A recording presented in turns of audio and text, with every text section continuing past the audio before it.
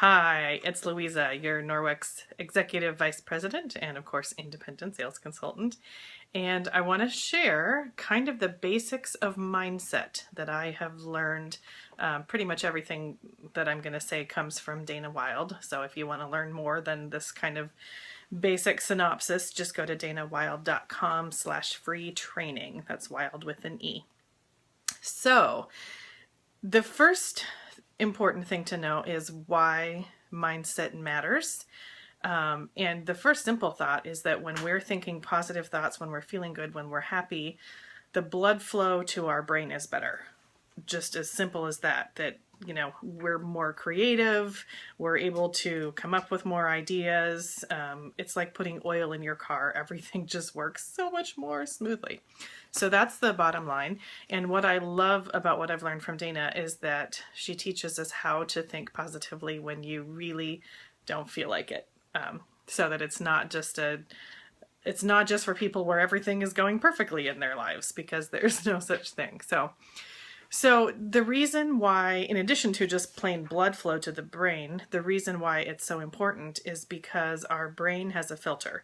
If you think about the billions and billions of bits of information that our brain could take in at any given second, obviously if we took in everything and tried to process it, our brains would be overloaded. So the filter, called the reticular activating system, filters out what it thinks that we should notice and remember.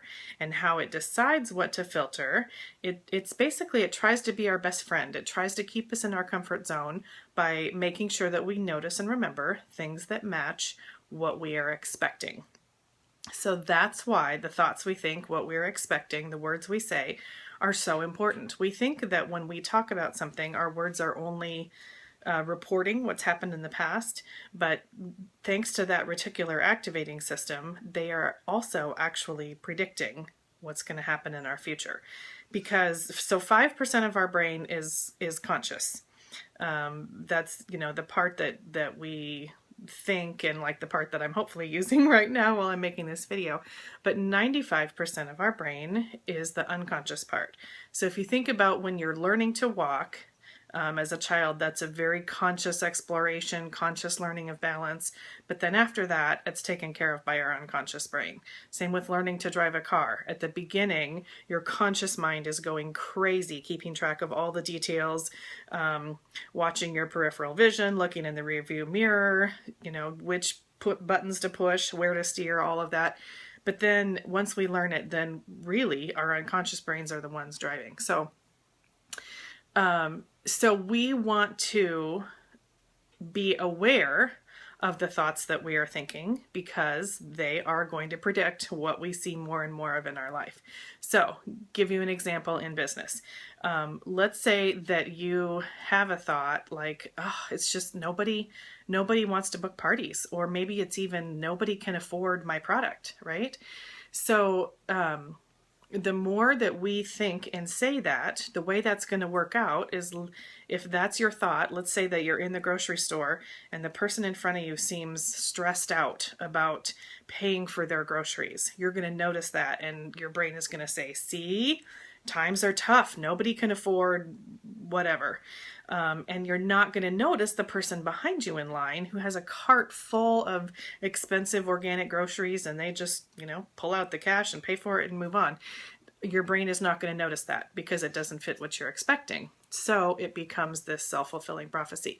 The good news is so easy to change. So the first step is just simply to become aware of our thoughts, and to become aware that we can change them if we want to. So step one is just to be aware of what you're thinking and saying. And then step two is just simply to decide what you want to change.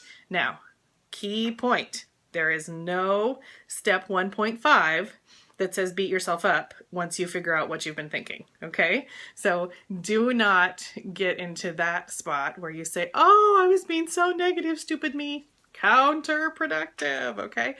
So step one, just become aware of what you're thinking and saying. And step two, decide the times when you want to change it. When you say, that is not the picture that I want my filter in my brain to keep looking for. I want to be looking for something else. I want to look for hosts who are so excited to show their friends how Norwex works, they can hardly wait for their demo, right? That's what I want my brain to look for.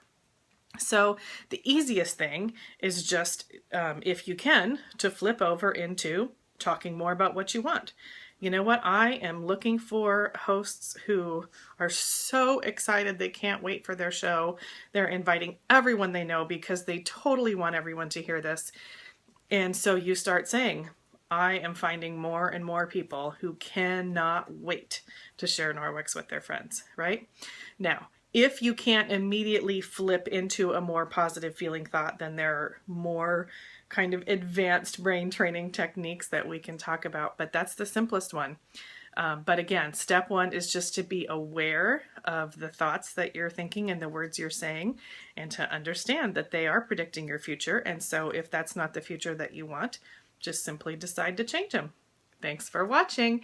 In the comments below, if there's any situation that you want me to talk through with you, just post it and I would love to talk more.